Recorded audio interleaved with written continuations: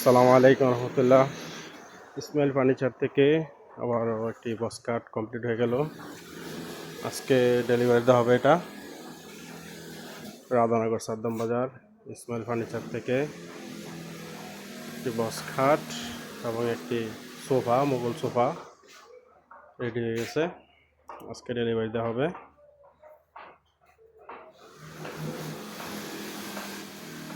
Box খাটের ফিটনেসটা 2 ইঞ্চি কাঠের মধ্যে কাজ করা।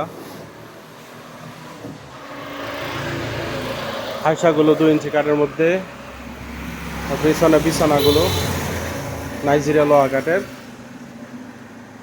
গুড়া সহ নাইজেরিয়া লোহা কাঠের। সোফা কাঠ